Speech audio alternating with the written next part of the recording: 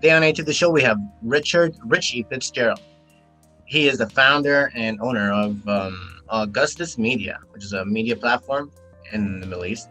And he does Lovin Saudi, he does Lovin Dubai, and pretty much he's this media guy who knows a lot about the future of media and future technology. Check out this episode of A to the show. Amazing. Look at that. So 294. Thanks for following the lead of A to the show. Traveling around the world. We're in Dubai now with Richard from Augustus Media. Richard, do you want to tell us a bit about your backstory and how you came up with Augustus? Firstly, Ali, Saeed, thanks for having me on the show. Love the energy. One in Lebanon, one in Dubai, one in Los Angeles, and that you've been doing such frequency. So well done. Thank cool. Pleasure to be on this type of show. Cool. I am originally from Ireland, and I was always working in media and advertising, social media, and I had a good career in it. Kind of like in about 31, 32, I ended up for different reasons switching from the agency side into publishing. I set up Lovin Dubai, and then quickly turned it into kind of a media holding company and set up a few more brands. And we're our sixth year, and we're independent modern media company, Riyadh, Dubai, 26 people, we didn't raise money. We just see ourselves as a small modern media company, making lots of content and telling stories, and doing what you guys are doing. Nice, amazing. Yeah, congrats by the way on 6 years. You said making all this content. What took you from Ireland to Dubai to create content in the Middle East? So I really liked, I don't know, guys, I was 25 when I was 22 or so when I finished university, and I want to get into advertising. And I kind of, you know, when you read an article and get excited about something, I read about social media, I got excited about it, and the internet. Yes. And it was hard to get into that type, you know how cool creative agencies look, or they did at the time, and I was trying to get into digital agencies. I got a job in outdoor advertising, got a job in a cool digital agency, realized that they weren't on the cusp of the social media stuff, and that was all happening in the US or in London. Yes. Managed to get into the best one in the world, the coolest one in London, somehow through a lot of hustling, a lot of determination, pay cuts, everything. Just got into that agency that became the biggest in the world, but only lasted a few months there. It didn't quite work out, but luckily I did a blog, it got big, I got into another agency, and I wanted to be in London because of social media. The Olympics were happening, and I left London the month before the Olympics happened because I had a chance again to progress and to be head of a social media department for a big agency with 12 offices across the Middle East. So I was like, wow, this is a step up. I'm not going to get it for 15 years in London. So I went and did that, and just, jumped on a plane around the region for a few years, and spent a lot of time, Saeed, in Beirut, and mostly in Beirut, but also in North Africa, Iraq, Saudi, all those places. And that's how I ended up in Dubai. Oh, wonderful. Oh, awesome. Congrats on that. I'm curious to know. How do you find Beirut, by the way? How do you find Beirut? Work there and everything. Yeah, I loved Beirut. Like a very cool city. I mean, that's like everyone says that, but I just liked it because, I liked that I could understand a bit Arabic. That was a bit, that we could have fun there. Like even now in Ramadan, I remember it was different to Dubai. In Ramadan, you'd go down and there'd still be people walking around on the street. There wasn't covered restaurants. There aren't in Dubai anymore, but it was just more mixy type of European city. But then it wasn't. It had its own vibe going on. The party scene was incredible. whatever. Just everything went there, I guess. But also, I just was fascinated. Like, it reminds me a lot like Ireland in a way, like Dublin, in terms of, for many reasons, but that one of the reasons is that there's good universities there. I'm just throwing out a number, 60, 70,000 graduates a year, trilingual graduates, just smart young people. And Dublin was a bit like that, but also Ireland, 3-4 million population, Lebanon, 3-4 million population. Oh, wow. Relationship between Dublin and London with that sort of Beirut and Dubai. Then also nice. that whole Lebanese people are everywhere around the world, Irish people everywhere around the world. So, and then the kind of family values very related to Ireland. There's Marmite Christians there, there's a lot of Catholics in Ireland, a lot of kind of things that kind of identified with. But yeah, I was really there for work though. So it was just kind of more of a challenge managing a remote team, but cool country. I hate to see what's happening at the moment. Would love to do Lovin Beirut one day, inshallah. Yes. And Inshallah. We'd love to have you back. Amazing. Yeah, I'm curious. So you said you started with Lovin Dubai, and then you did Lovin Saudi. You're planning on branching more throughout the Middle East? Yeah, I like we say, our mission is to be the modern media company of choice in the region, and by that we mean we want people to consume our brands. So we're kind of pretty sure of what Lovin is as a brand, as a media platform. We're kind of pretty sure of our interpretation of modern media, but how we expand and what partnerships in the region, luckily we don't have to put it down on an Excel sheet and get VC funding and go, we're going to do this and aggressive growth, et cetera, et cetera. The regional founder in Dublin wanted to do 100 cities and franchise model. I don't know, we have at the moment, we've set up Lovin for 10 cities across the region, but more if someone wants to partner with us. So if a writer or someone in Beirut wants to go, I want to do Beirut, we'll just do a JV with them with no fees or whatever, just make it easy for them to be successful and that type of thing. Because, as well as algorithms and all the trends in media, there's still that sort of underground journalism and local news that can be cracked and can be done. So that's our current thinking on Lovin in terms of the other cities. But we're as a business, we're quite focused right now in UAE and KSA, just because we've invested here, we've got offices here, we have teams here. We're small, these are big countries. You don't crack markets in a year or two. Yes. They're different. Have you Have you thought about spreading out to Africa, maybe? Well, North Africa, I just think we're just quite focused on so there's the Lovin part that could go anywhere, but not really as Augustus Media. We want to do Augustus as in the Middle East. We want to see this be part of the Middle East as a market that is emerging market. We did Smashi, the mindset there, Lovin is loving your life. The Smashi thing is for the driven dreamers doers. And the thesis is that there's a cohort of young people in the region who want economic prosperity and who want second jobs and who do 300 podcasts and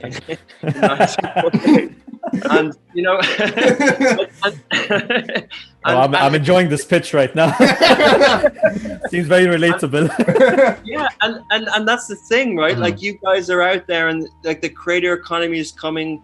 Digital currencies are coming. All these things are coming, and the internet's amazing, and so is many of the melting pot things that are in the region, and it's enough. It's a focus. The Arabic thing is personally hard for me, but I'm learning. And then also, just to kind of do it here, it's big enough. But even here and in the region, where in Lebanon, but also in other countries, it's a stretch. It's hard. You kind of, I think a lot about that type of question of the timing and stuff like that. Where and when, and sometimes it's about partnerships, sometimes it's about being ready, and also it's about how ambitious you are and the relationship with culture and the relationship with team and patience and building a meaningful business over time. We don't have to get too big too fast, and things take time. So Right. Yeah, we're kind of Timing. like building the foundation and building the frameworks and things and stuff like that. Smart. Yeah, thinking more on the long term than just right now. I'm curious. Let's get right into the hard questions. You mentioned that in the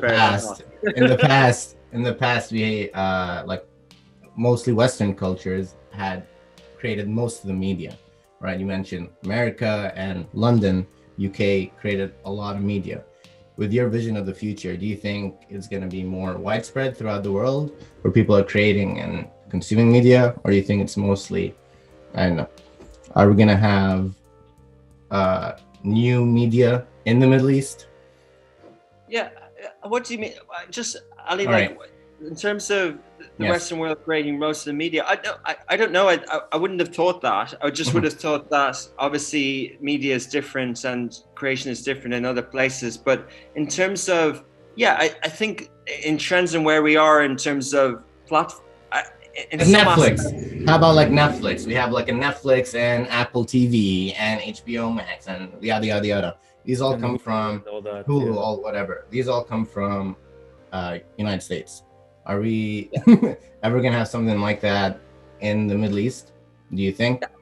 The countries and the US that these things come from are I was actually comparing the growth of the GDP for some reason in 37 years ago to now, and the size of the US economy, the growth of it, like in relation to other countries. And the UAE economy is fascinating. It's growing, I think it's growing at 5 times, and the US did as well. Wow. In the last 30, 40 years. Yeah, like Whoa.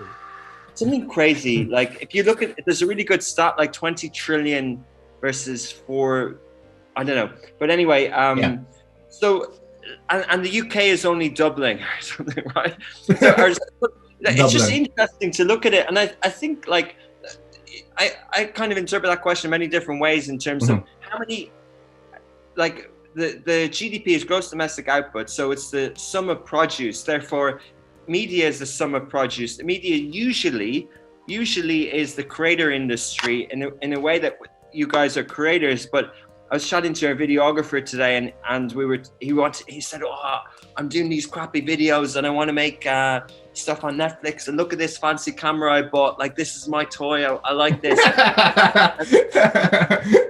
Yeah. I told him this is the best place to learn. Like we're doing non-scripted stuff, but I sent him videos of Ridley Scott, who made 2,000 commercials before he made Blade Runner and Gladiator and stuff like that. Sure. And I think like what allowed a Ridley Scott or a creator to create some sorts of economy, some sorts of skills, some sort of leadership. It's the same with everything. How many digital creators are in the region? Therefore, and sometimes people punch above their weight. Like in Ireland, we always think we punch above our weight with footballers and poets. Look, and Lebanon does as well with people like Nadine Labaki and things like that, doing so well in the Oscars. And there's more Arab stuff from Palestine now, I think, tonight in Oscars. But like, so people do punch above their weight, but the reality is usually it's a sum of the output. It's a sum of, in one respect, the GDP, but it's a sum of the minds at work in that space.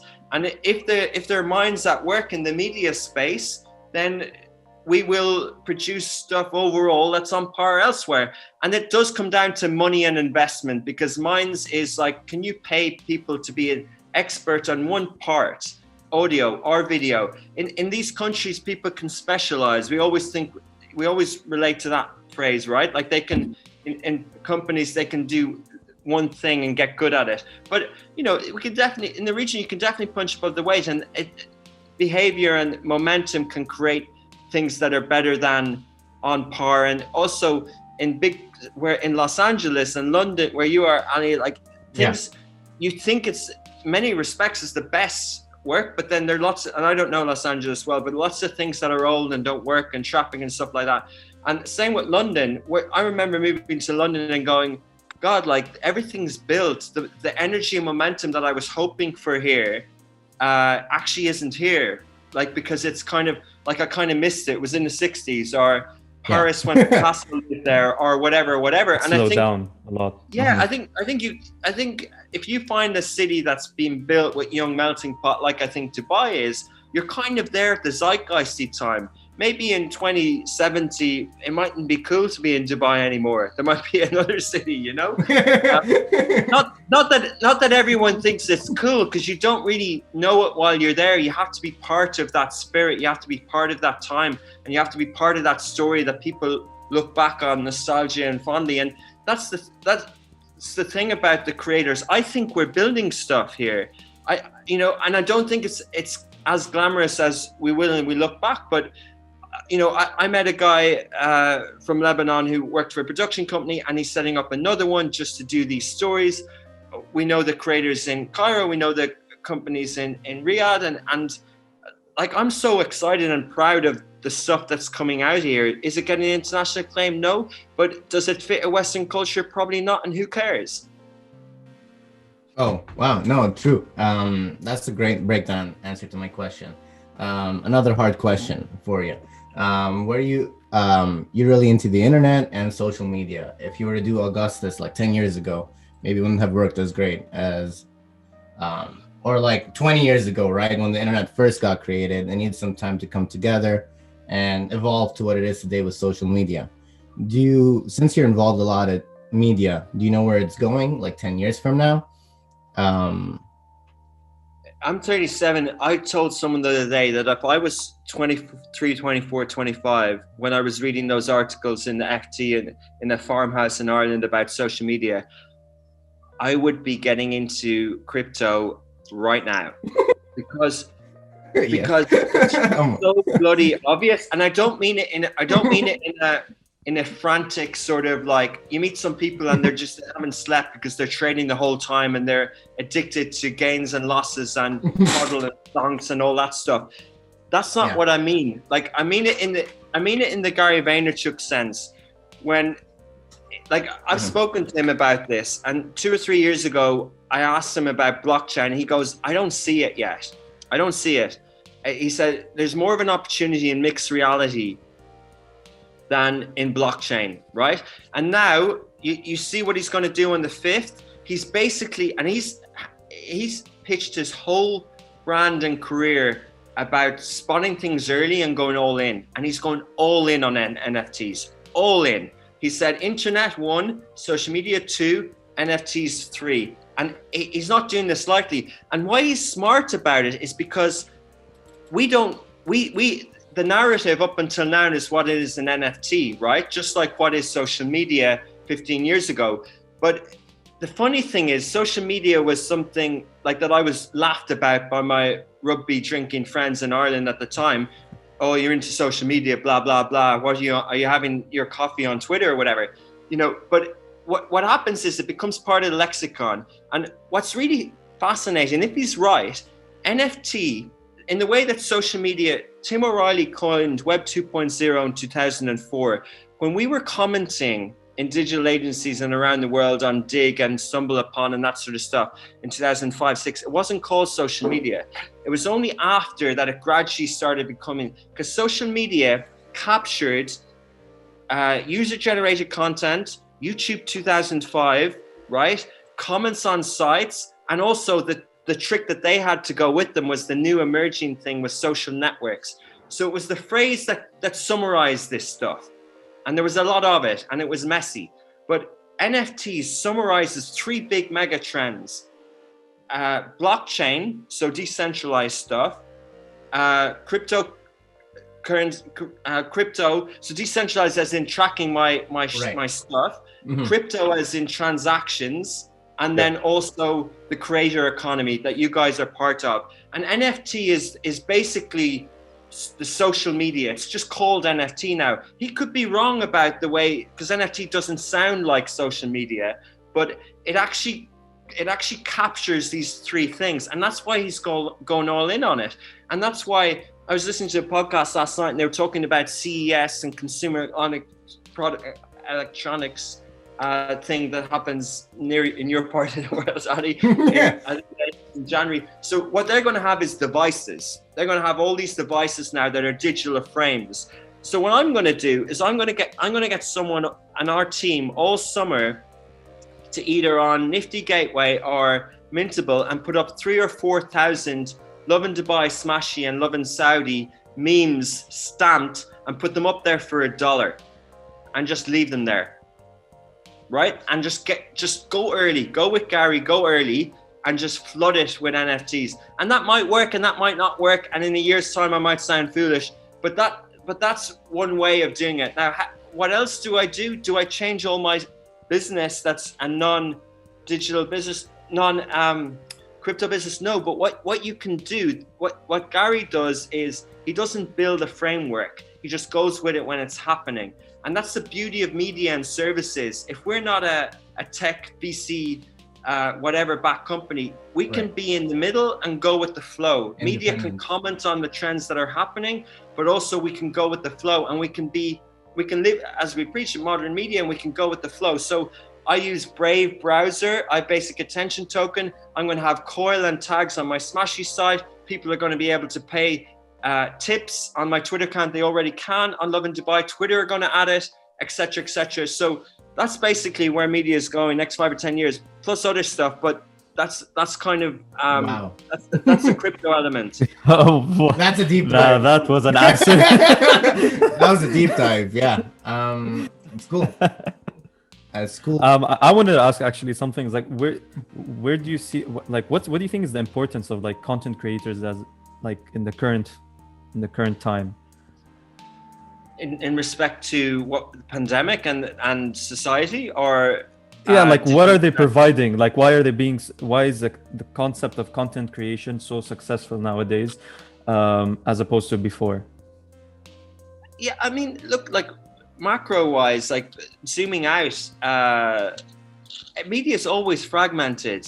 There was always more and more creators, whether it was a writer or letters or photography, like there's always that element. It's just it's democratizing business a little bit, but to the extent that it's almost like a job in a way. If you're creating content on a platform and you're getting money, it's like a commission-based job. It's like selling newspaper. Yeah. That's one part of the creator economy that not everyone loves. It's big, and in newsletters there's Substack. Like there's loads of announcements this week on creators for audio and getting rev shares and stuff like that. Snapchat's been doing it for a good while. YouTube's been doing it for ages. And then there's the big guys. But as the middle level, it's there, it exists, but it's kind of like a commission thing. And it's fragmenting, and it's one element. Like influencers is one element. It doesn't mean, if I told you, see, what people think is that fragmentation eventually results in consolidation, but not always. It doesn't actually. There could be continued fragmentation. And if there's continued fragmentation, like there was with 500 TV channels, 500 newspapers, 500 magazines, etc., then there can be groups of stuff, and I think that's interesting. Content creation is amazing, but I wouldn't people who are holding on to the past and the leaders of big media companies think that it's having a wave and the creators will die out, etc., or I don't know what they think, but they definitely think that not many will survive. Exactly. They're totally wrong. They're totally wrong. Mm-hmm. Yeah. Some people are afraid of being foolish, though. They're very conservative. They hold on to traditional media. Versus you when you're talking about NFTs, that's very controversial, and it might succeed, might not succeed. There is a chance that you might be looked upon foolish in this podcast or brilliant in this podcast. Why do you choose to take the risk of looking foolish when you have a lot of responsibility? I'm sorry, yeah, but yeah, curious. That's an interesting question. Yeah.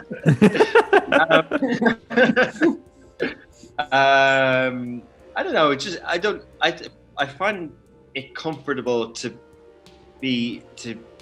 potentially look foolish. I don't really think.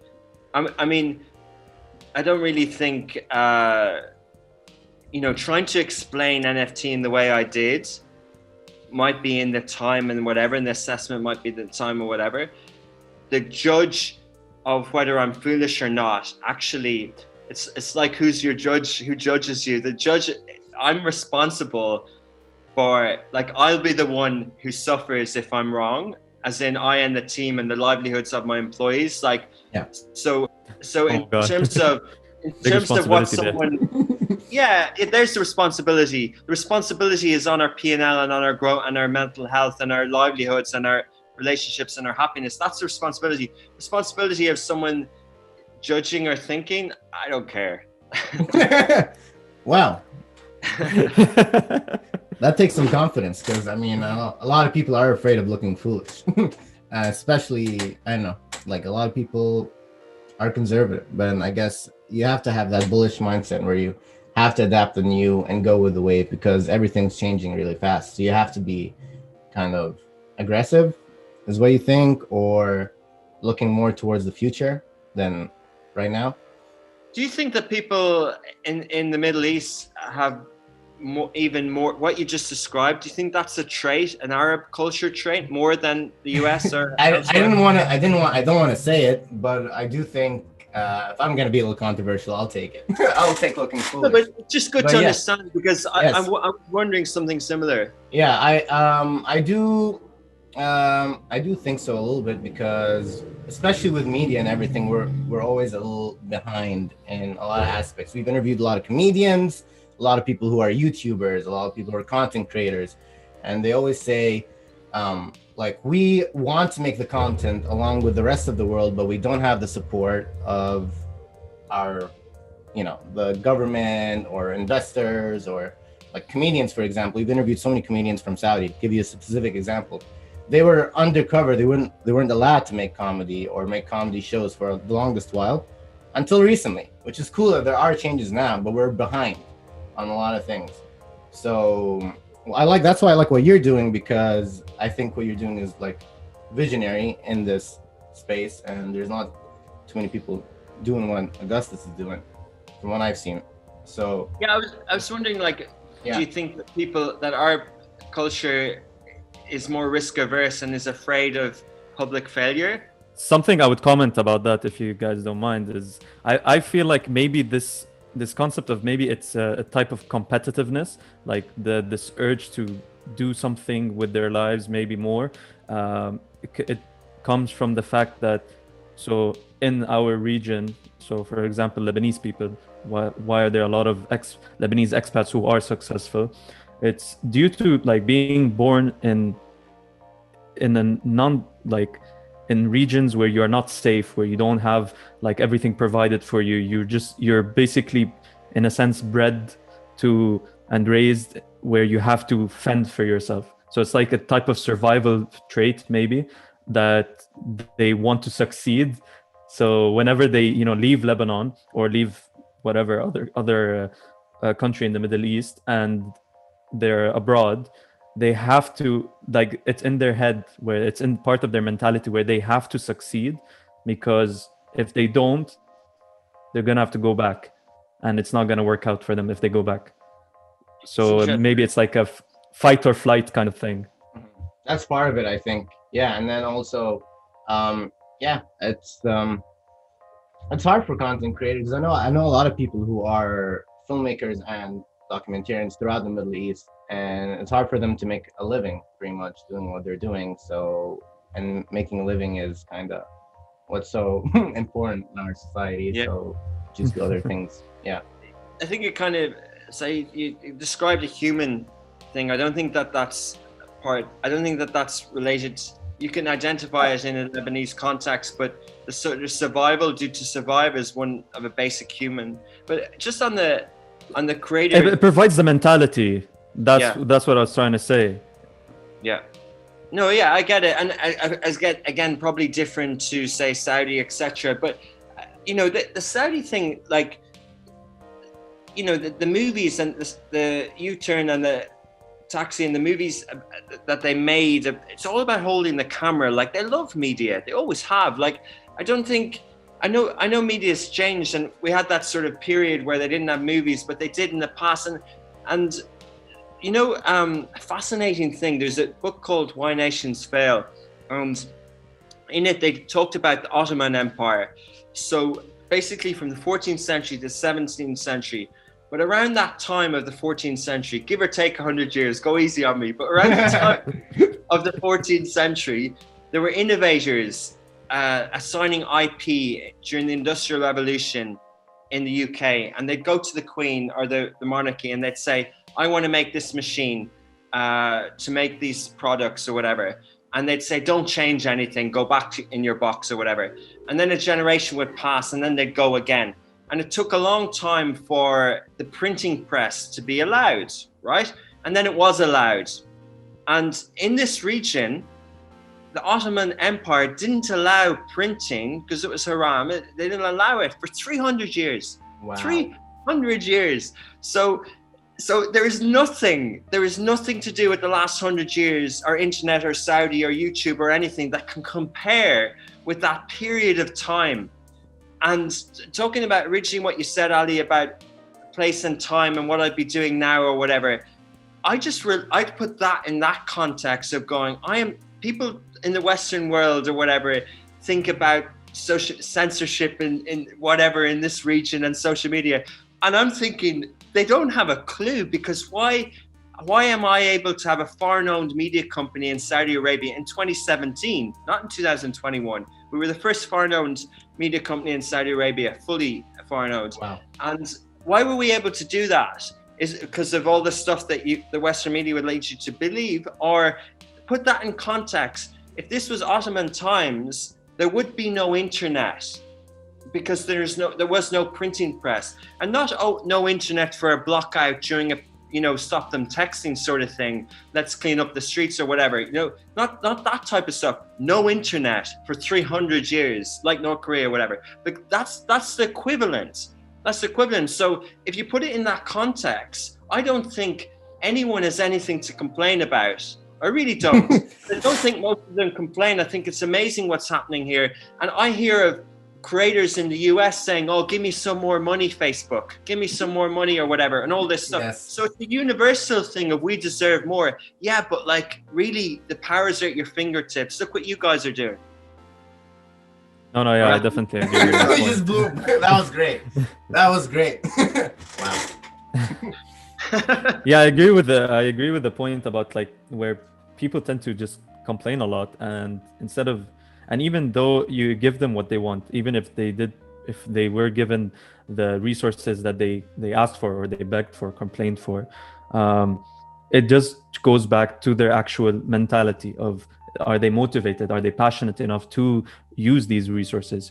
Because they are like some of the best like things that have been produced by people who had no resources, who started from scratch, and now they're very successful people.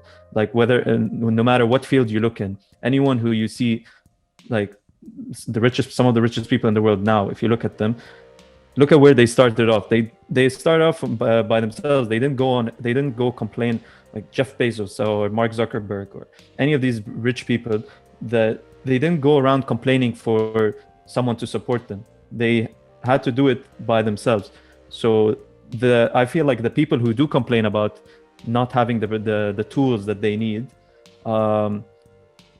will just squander the resources if it was given to them. They wouldn't use it properly. So yeah, that's just a comment I wanted to make about it. It's mixed. It's fixed and growth mindset. People who have a growth mindset can, be resourceful without resources. They can make abundance with little. But success is relative.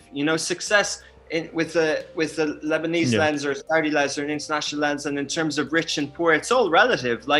And I think if you measure success in terms of US, like Warren Buffett and Bill Gates, they kind of call it the gene thing of where they were born, and that's true. Like we compare too often with other parts. Like what's possible on the size of the economy in US at scale isn't possible elsewhere. Maybe in future China, but we're comparing apples with apples. But success can be happiness, it can be self-fulfillment, it can be whatever your values are, and it doesn't necessarily, and it can be within context. Like definitely surviving these current difficult times in Beirut and being happy and getting through it and seeing a better future, that's amazing success. And then also, there are people who say there's amazing times in Saudi Arabia, but there's still not so amazing times. Like there are a lot of unemployed people, millions. There's a lot of people who don't have, and what the leadership is doing over there is really an amazing domestic story that isn't being highlighted enough, of trying to provide employment and education, and and that type of thing. Like that will be amazing success if half of what is spoken about is achieved, and those millions of young people get jobs and are able to be in whatever industry they choose, whether it's hospitality or sciences or creators. That's amazing. So it does, and all this stuff is all amazing. When hopefully some people in the region will win medals in Tokyo this summer, and we'll write about it, and hopefully there'll be more Oscar stories. But equally, those things are just barometers set in at other times in other countries, and we can create our own frameworks and our own awards and our own events in this region. And it doesn't have to be like, because maybe that success, maybe getting that international recognition is fleeting, and actually no one in that part of the world cares because they only care about their own part of the world. So maybe I don't know, saying a lot of things at once. Yes. Wow. No, it is. The reason we've been doing this show for like 300 days now, pretty much, is that every time we have a guest, they motivate us, and then we keep going another day, and that's pretty much what we did. Did you nearly give up? Were you going to quit? No, not anytime soon. But sometimes you just need that mindset, and different mindsets, they all come in and they add to something new. I'm curious. I have this question for you. What do you see in terms of the future of education for content creators? So if someone wants to learn how to be a content creator, does it make sense to go to school for it, or should you learn through it on the internet? What's the best way to learn how to be a content creator? Okay, three things. Later in life, I'm an old man. I'm no hair.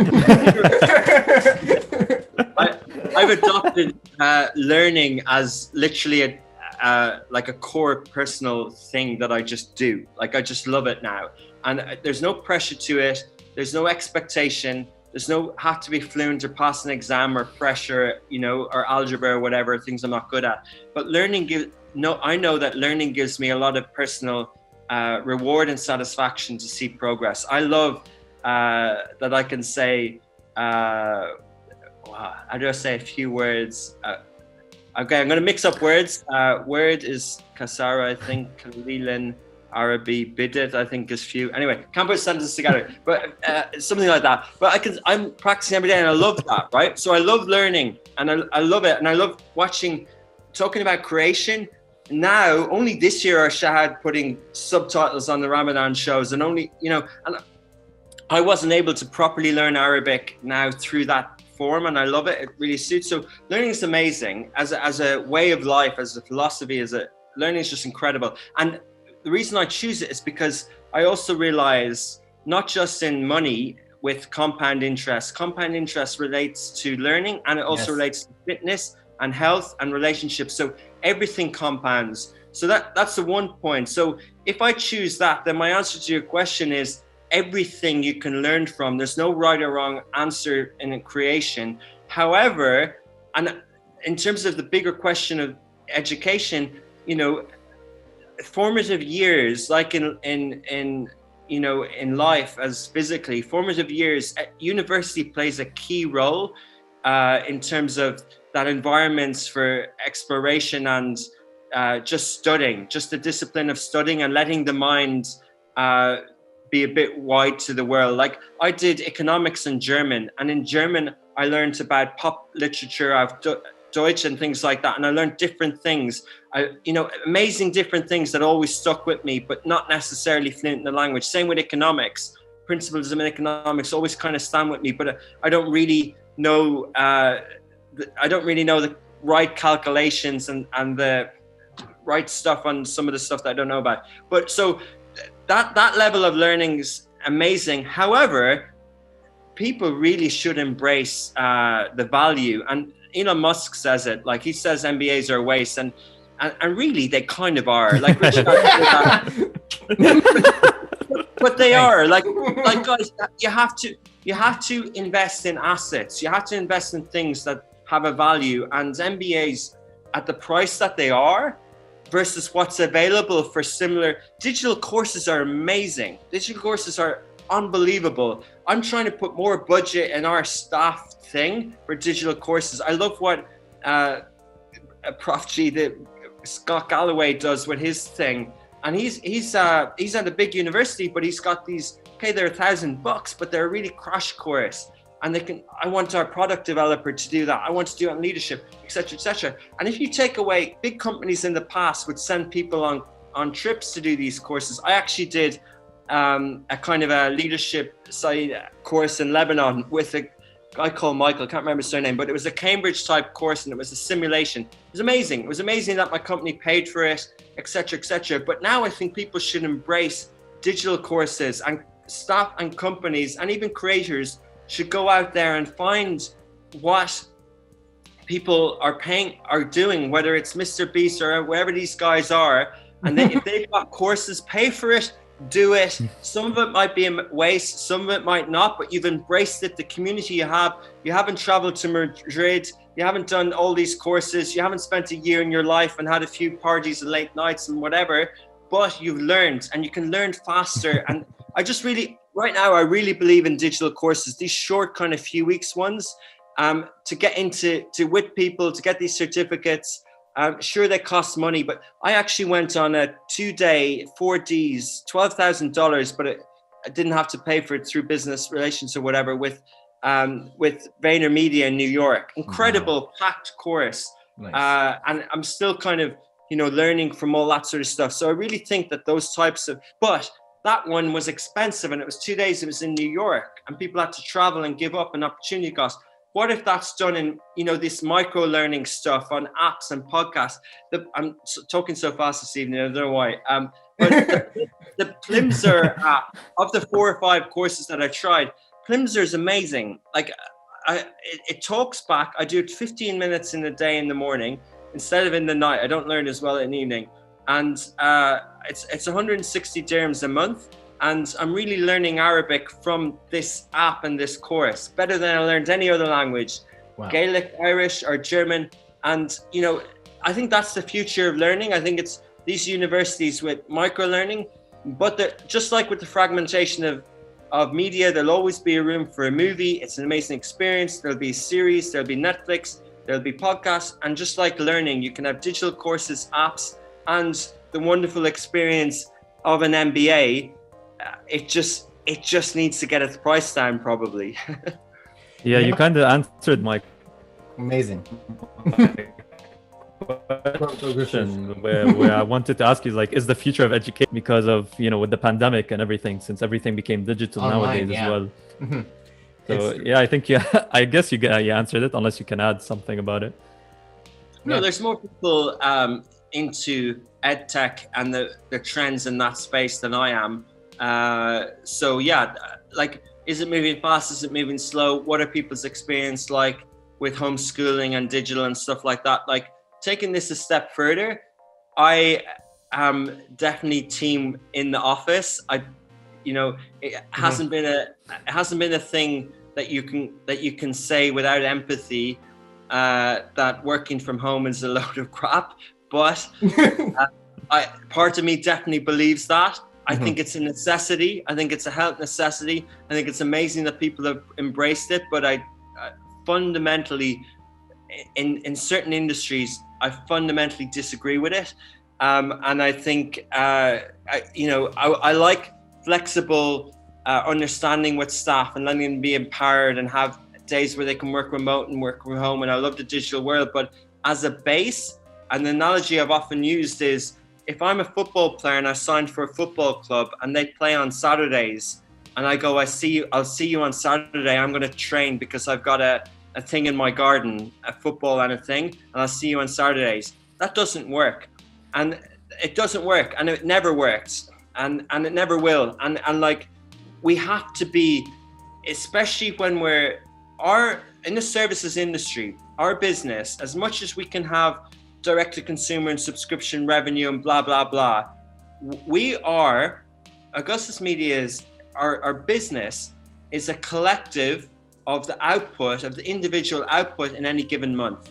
Just like the economy is a collective of the nation's output in any given year. Mm-hmm. So if people leave an office, it's like leaving a country. It's like the whole population leaving. It's like Lebanon, right? Brain drain. It's like, if 1 million people leave, then how can the country prosper? In the same capacity, if all those brains were working together to increase the gross domestic product. And it's the same with UAE, it's the same with the office.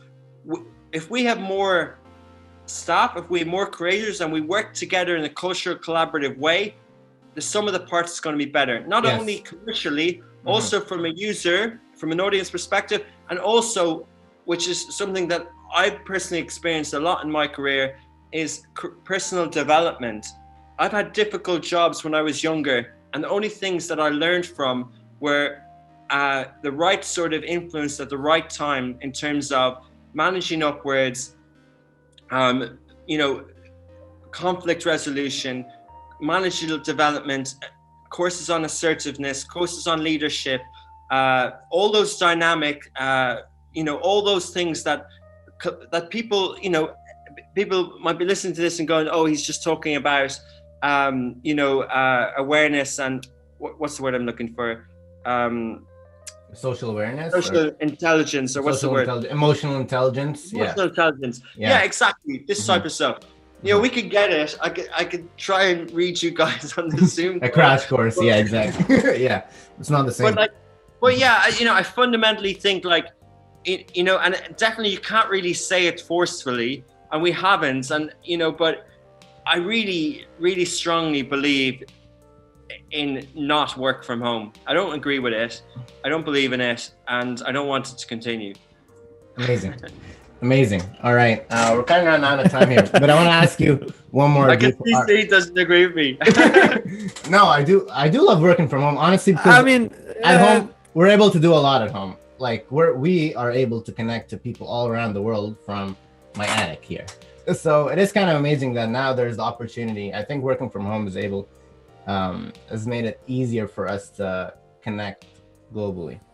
It's fascinating. And again, it's amazing how possible it is. And new normal, I don't think it's going away. It's just incredible. Like, again, we're all more empowered. It's flexible. It allows these things to happen. Digital learning, like all these things is amazing.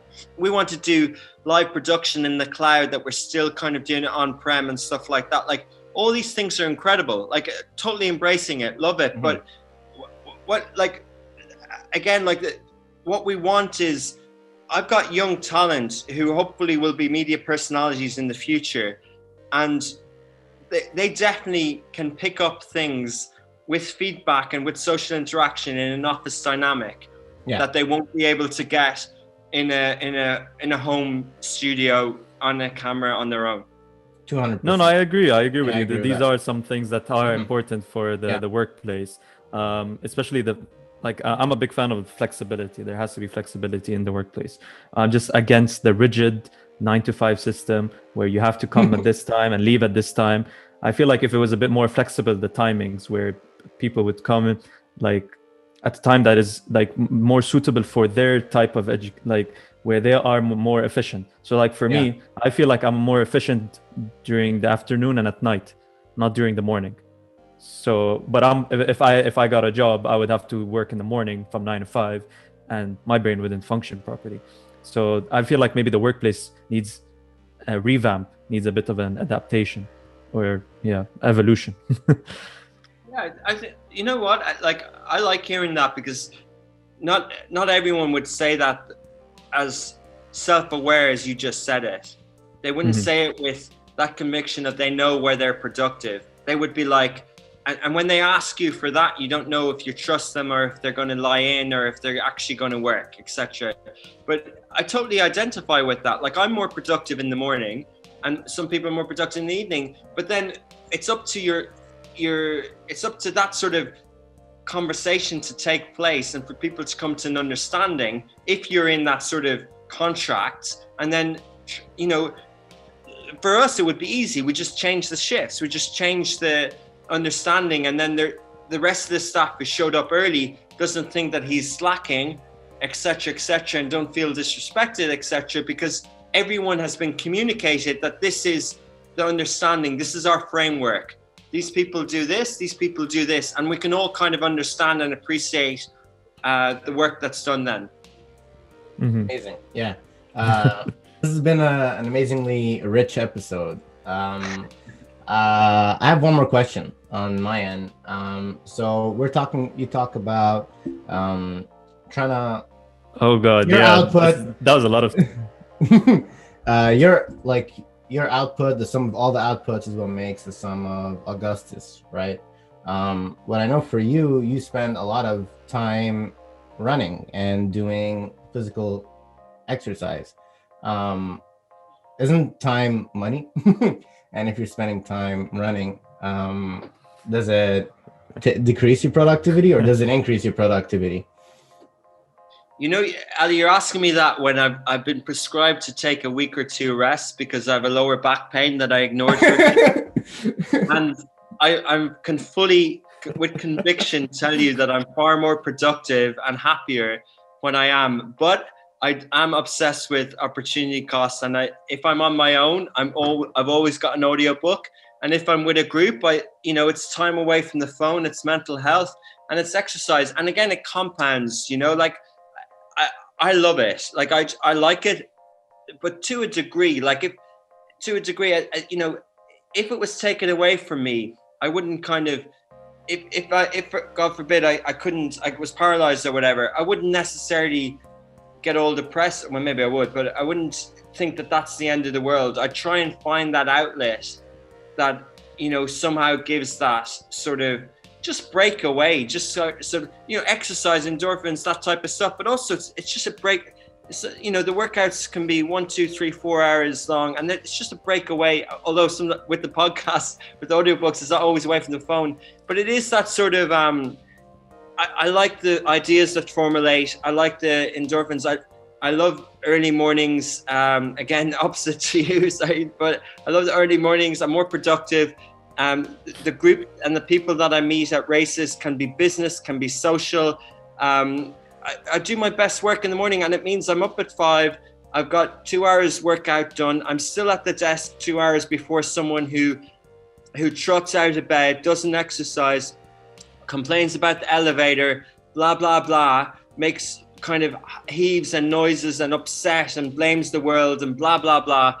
Like, what's the point? Like, what is the point to have that mindset? Like, what's the point? Yeah. You can do that, and everyone's got their own rhythm and their own mix. If I was a nighttime person, I could also have that same approach where I kind of, not necessarily there are night and day people, but like, there are people who understand themselves. It's about self-awareness, right? But going back to a bigger part of your question about the opportunity cost and time is money and measuring success and relativity and stuff like that. Like, I know that there's an opportunity cost to that. And I know that there's an opportunity cost to having 9-to-5ers or people who check out. And I know there is. And I kind of have chosen that culture intentionally.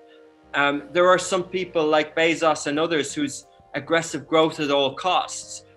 That's not what we are. We're not aggressive growth at all costs. We're quite happy being the size company we are and growing within the means that's possible, while also allowing that environment for people to grow and produce. Of course, we could be more aggressive and we could be more ambitious, and we could only hire ruthless, ambitious killers or whatever.